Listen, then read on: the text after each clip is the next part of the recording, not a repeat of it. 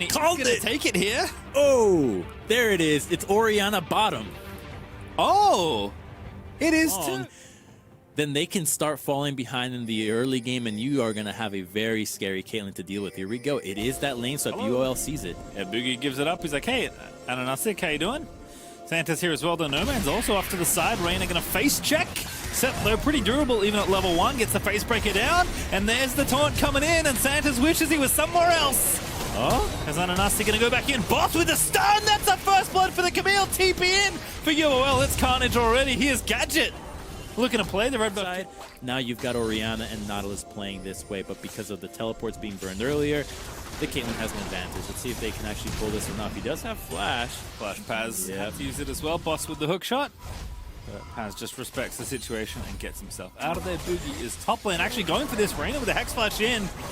But the hook in onto Santos, that's just going to be a kill. Yeah, Santos is going to take out the Karthus. And Gadget, will he live to tell the tale? Archer going in, he gets the kill. Flashes out of there, and now Santos, no flash, but he does have it nearly as effectively as a Scion can. So it's just getting both with as little gold as possible and guaranteeing that you're going to have a higher impact that way. Santos is going to match, and Anasik is going to get the dragon, but if cast your mind back, Crumbs, you know, when lane swaps the red of the Galio coming in is really scary, but then you add the Karthus on top of it, and suddenly Unicorns have to constantly look at the mini-map before they're thinking about taking any of these fights. Here comes Scion. Karthus must be close to hitting 6 if he's going for this. Yeah, I think it's one camp away that Gromp's going to die. He is 6 now, and here goes Scion. There's Gadget. TP in as well. I think Paz is going to get it after the grave if he can, but here's Nomad to try and shut it down. He does get the kill, and now Paz going to run in after the Orianna, but I don't think he can chase it. But here comes Ace. Going to try and get it. No, Paz just has it. Never mind. This game, they're going into the top lane. Like ultimatum, 3v2 here in the top side. Archer's going to be dead here easily for Ananasik as he gets the collateral damage over the top. Reyna, level 4, has the Haymaker ready to go, but that's not going to be enough. And who's the second kill going to go to? It's Boss that collects his check as UOL fight back. Oh, Unicorns is fighting is such a... I think in his head he's thinking, they don't have much data on us either. And I don't think Unicorns will have expected this, but neither did Archer as the Shrubbery Santas does indeed get the ambush. And now Reyna, I think he's going to die again here. The bottom lane is starting to fall a little bit apart as UOL going to pick up 2 kills once more. Oh boy, if the Orianna to dodge most of the skill shots, but here comes the real problem. It's Boss diving in with the Nautilus. Yeah, I really think if Galio was actually able to be there, things would have been different, but now he's going to go down. Waiting arms of Ananasik as Ace is going to get shot to pieces. May get the second kill there for the Graves as UOL starting to find the tempo they like here, I think. V3 have set a pretty quick game pace, and UOL are happy to play along. You said their pace was breakneck pace. I think they just broke their own neck on this one, though, because they have been going so fast. Unicorn's thing is that it's going to get to the point where no one on the side of V3 can side lane whatsoever against anyone on Unicorns of Love. They're going to dominate that department, and if V3 is conceding these dragon fights, Unicorns of 3 isn't prepared for this. Unicorns can strike out of nowhere. Now that Camille is here, her flash is up. You saw how quickly she was able to delete Archer. She has to stay next to the set. It's her best chance of surviving. Comes Scion, but actually Santos goes in, and that's going to be a kill in onto Boogie. Already going to take down the Karthus. Here's the ultimate out of him.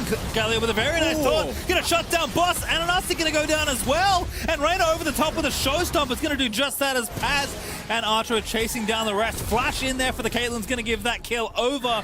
And now Santa's going to have to run away and hook himself to the wall. No Man's though on the back end of the play. He's able to take down Reyna. And who got the Herald? I believe No Man's got it. And he is going to get the eye and try and dip away. He's level 12, but he's getting chased out with a Galio. Nice roof walk, though. Gets him out from under the incoming Justice Punch. But is there any more left here? Ace is wanting to chase down this Cassidy. He's got double buffs as well. He's going to get the Q down, but he needs a little bit of extra help. The taunt not quite there in range. Nomads is going to get knocked up, and the Blast Cone's going to move Ace over as well, and that Justice Punch is going to force the flash, but Ace just followed flashes instead. And now Nomads, he riff walked over. He somehow had a little bit of extra mana left over. And Archer might finally get a kill after all. He's so close to being in range. That Q just barely misses. And now UOL, they're going to try and save the cast, and they're going to TP in, and Nomads, he gets the kill, he's got mana back, he's going to go in as well. Archer getting low, he's going to get slain by Boss, surely. There's the double kill for the Cassidy. He had no mana, he had no health, he had no hope, and somehow he's gotten 2 kills and assists, and he's almost back to half HP. It was 1! They had 1! So often in their final. Oh my. what can you say? You gave these two champions that are so scary so many kills, and now they're killing people in the side lanes again. And it's just a menace. Level 14, 2 items, almost fully stacked to Rod of Ages. Can't be far away from the transform. I'm sure Boss is diving poor Ace, who's been resourced from all the swapping, and Boss will just clean that one up. And this is from the side lanes constantly. You see that Camille is not leaving the lane. She's staying here. Same thing with Cassin, who's already back on the map. And so you have to group up. And if you do, you're now conceding pressure in the sides, which allow the Cassin to just have free access to. Look at what he does. Yeah, he just doesn't care. I refuse to believe. Wait a minute. Oh, that's actually quite a lot from Archer. Boss also going to get spotted, but Reyna already dead. Gadget going to actually nab the last hit. And No Man's actually going to go back to base. He can just TP in if he needs to. Great shockwave there from Gadget. Looks so good on this Orianna. And now the enemy jungler is going to be forced to flash away. UOL are going to chase in. Ananastic is going to grab that kill. Boss is going to dive into the backline onto Ace. Here comes the Requiem.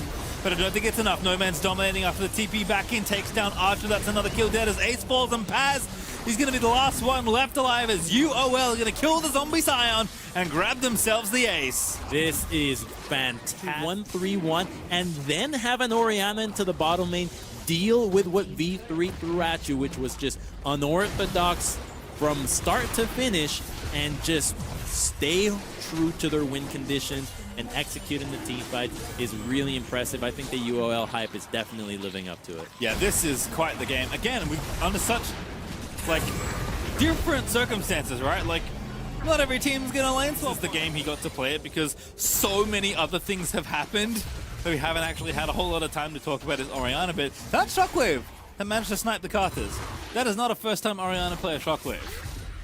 And that's what you want to see too from your Orianna bottom. Can you actually do things in a team fight? Because yeah, we know you can farm, but can you play Orianna like a regular mid? Oh my goodness. Can you play League of Legends is the question I asked Boogie. No, you cannot. If you're up against the level 16 Cassidy with 3 items, finish it under 25 minutes with Infernal Soul, no. The answer is no, Crumbs. You don't get to play. Ace, you don't get to play either. Oh my god, goodbye health bar. Chase him. He can chase him. He is. I mean, of course he can. He's just dead. Oh, I wish you refocused the channel was happening. Oh, a Q almost killed him. That was cool. Man, out of mana. Oh no. Don't let him auto you. I think he's gone too far. I think he did. Yeah, he went too far. All right, good work, Archer. Cleaning it up. That's a big bounty. All right, still fighting. Good shockwave. Finds 2. UOL still in there as No Man's has been quite the distraction. Here's a big taunt coming in. Finds 3, I think, on the taunt. But Santa's going to clean it up. And I think UOL just too far ahead, Crumbs. The gold lead is ridiculous. No Man's is giving away his life, but for a good cause here. As the Nexus is going to be UnicornsOfLove in short order. Ananastic getting low, but not get dead just yet. Carter says, I don't think so. Ace in the hole as well, just in case. Reyna trying to keep fighting.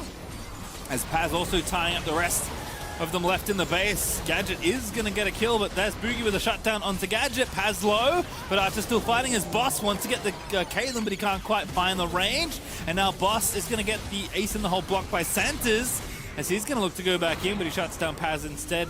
Not wanting to get punched anymore by the undead Scion. And that was a completely normal passenger play I just had to play by play. Archer just used Caitlyn ultimate 3 times in that fight. Only able to find his mark at the right. At the tail. Another kill. Okay. Feisty, taking down Boogie with the anchor. That was a cinematic moment as Boss is somehow still alive. All right, man. We could have ended this game. He tried to end this game, Crumbs. He deserves credit.